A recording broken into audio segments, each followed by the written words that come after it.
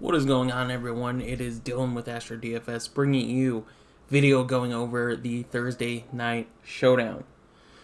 So, I think this is one of the most interesting showdowns that we've had. We have a Tennessee offense who can put up huge numbers against pretty much anyone. And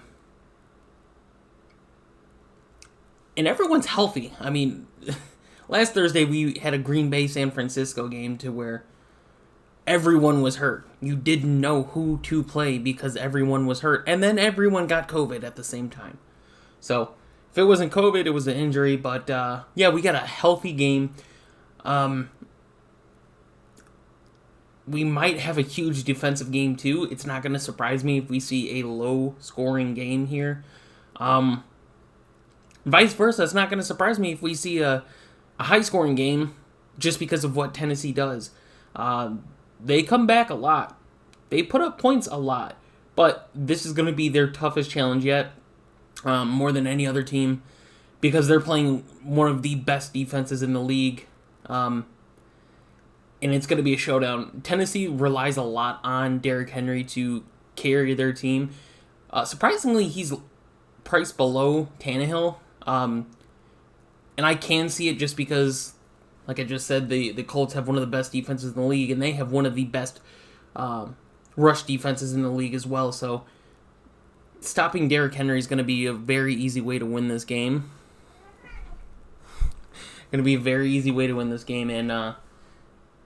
Tannehill might have to throw the ball and use his weapons, but even then, it's not like Tennessee is stacked. I mean, they do have your A.J. Brown, your Corey Davis, but the Colts are stacked defensively, and vice versa.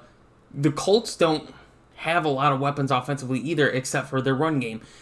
The only thing that's tricky of trying to pick the Colts is going after the running backs this week. Jonathan Taylor last week, 6 attempts, 27 yards, a touchdown, and then 2 receptions. 10.4 points. With his price point, not great. We'll look at his co-running back, Himes. He only got 2 rushing attempts and 2 receptions, so he didn't get a lot of points. But if we go down and look at Wilkins, he got 11 rushing attempts last week. Granted, Taylor put up the most fantasy points, but when you see someone get 11 rushing attempts and then the week before 20 rushing attempts, granted it was against Detroit, they scored a lot, they were able to run a lot, so that's a different story. Last week against Baltimore, it was a very defensive game, and in those slow-paced games, you don't have to throw the ball. You can run all game. As long as you do it efficiently and gain yardage, gain points, it's all right. The game was low-scoring until the second half, and Baltimore got a defensive touchdown, and I think they got a late-game touchdown too. So it was still a close game throughout the entirety of it, but we could see the same exact thing this week. So Tannehill being the most expensive, we'll just go to the flex instead of the captain, at 11,200. This week we only have 3 players above 10,000, which is weird compared to last week, but besides the point, Derrick Henry at 10.8, A.J. Brown at 10.4, Philip Rivers at 9.8, Jonathan Taylor's at 8,800. So those are your big players for the most part. T.Y. Hilton is going to play. He's 58. Trey Burton, 56. The two players that I thought would cause a problem, Jack Doyle, Molly Cox.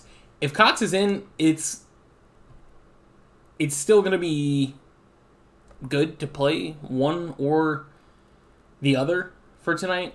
Molly Cox is 4,800, but Trey Burton is 5,600, and I mean, he's put up some pretty decent numbers. You look at his price point, I believe Cleveland was the only play that... No, it wasn't even that. That's all for Showdown. Trey Burton was under 3,000, I think, for his first 2 weeks. Even then, he's still been under 4,000. It's been a very good price for him. It's 56 on a Showdown. Not bad at all. And this is a game to where we could maybe possibly see T.Y. Hilton have a game like he should have. I mean, he's got a throwing quarterback. Granted, he had Jacoby Brissett, but Philip Rivers is an upgrade over Brissett, to say the least. And we have just yet to see an explosive T.Y. Hilton game or Philip Rivers to a number one receiver game, which is weird because you saw what he did when he had Keenan Allen and Mike Williams and Hunter Henry. He had a full arsenal of weapons. Here he doesn't have that much, and he is yet to still dominate with T.Y. Hilton. Granted, him and Pascal have had some chemistry, and like I said, they just run the ball a lot. So the players that I would suggest targeting tonight, if you're going to go one of the expensive Tennessee players, granted, you want to get Derrick Henry because he just gets so much volume. No one really steals anything from him. But I'd probably go Tannehill just because if the Colts defense plays the way they should, Derrick Henry should not be able to run at all against them. And even then, he's kind of fallen back in the rushing yards department. Not overall, he's second in the league. And I mean, you look at his rushing attempts per yards, like he's almost at 1,000 already, and we're going into week number 10. So he's still got, I believe it's 5 more games, 6 more games, and he's almost at 1,000. I'm not saying that he's not going to get his yards, because he is, but if you're going to pay 10-8 or 11-2, you're going to want to get Tannehill rather than Henry. Tannehill is not a player, I mean, you look at his yardage, he's only had the 300-plus twice this season, but his touchdowns, he's thrown at least 2 touchdowns every game except Minnesota. But, that run game for Tennessee against Minnesota. Look at the number there. 119 yards, 2 touchdowns. Yeah. He's thrown 2 touchdowns every game. If it ends up being a high-scoring game, the Colts defense just can't play. We already know Tennessee's defense isn't that good. They've been slightly improving. They got a couple more weapons on defense, but still, they're not that great of a defensive team. So we could see a high-scoring, but I'm going to bet my money on a low-scoring game. But for quarterbacks, I would take Philip Rivers. I think Philip Rivers is the safer play here just because of how bad Tennessee's offense is. He is not a fantasy point producer this year. We've seen a couple games, Detroit, Cincinnati. Other than that, it's pretty much stayed under 20. A couple games around 11, 12, and 2 games under 10 points. Granted, those games are against some decent defensive teams. But for $1,400 cheaper, I would definitely pay for Rivers than I would Tannehill here. Jonathan Taylor, I think...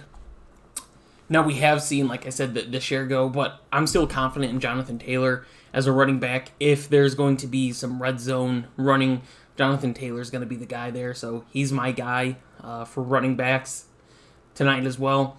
Wide receivers, I'm going to stay away from the A.J. Brown, the Corey Davis. I may get a couple in them in some GPPs. I already have some, but I'm not huge on them in cash, especially with some of the cheaper plays that you could pay down. Pascal's only $6,400. It's a good price for him. T.Y. Hilton, I already mentioned 58. Trey Burton right there at 56. Adam Humphries is out. So you're going to want to try to do your research right before the game. Figure out who they're going to put in a receiver. More than likely going to be Raymond. You might see some Hollister in there, but it's more than likely going to be Raymond. And for the Tennessee, if you're going to pay up, pay for Tannehill. If you're going to get a receiver, I would go after Raymond if he is going to play in the slot. I'm still not huge on it, but I mean it's a pay down. You're paying $1,000 for a slot, so that's definitely worth a look. And then the defenses, Colts defense is $4,200. Tennessee's defense is $3,600. Some good prices there for some defenses, so definitely check that out. Both the kickers are cheap. I mean, a rookie. Look at this guy. If you saw this guy coming into the league, you would have never thought that he's top 5 in points scored in the NFL. Granted, he's a kicker. I understand. But look at the fantasy points he put up in 4 consecutive weeks. He put up 10-plus fantasy points for a $4,000 player. This is a game where you like a player like him. It should be low scoring. And both teams are pretty decent in the red zone. They really are. So that's when the kickers shine. Viskowski's right below him, 3,800, still worth it. So I would definitely get some defenses in 100%, one, if not both. I'd more than likely just go one. Definitely target Raymond if he is a slot, $1,000. I think that's a great value for Showdown. It allows you to pay up for the Phillip Rivers, the Derrick Henry, the Tannehill, the Taylor, and have a very good line. So those are my plays for tonight. I hope you guys enjoy this video. Hope it helped.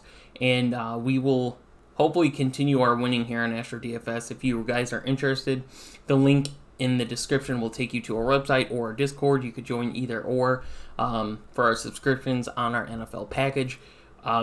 We have a very good winning percentage. I believe DraftKings is 6-3 and FanDuel is 7-2 on the year. So definitely check those out if you guys just want to keep winning. We've been very successful on Showdowns lately too, so definitely check those out. But yeah, thank you guys for watching.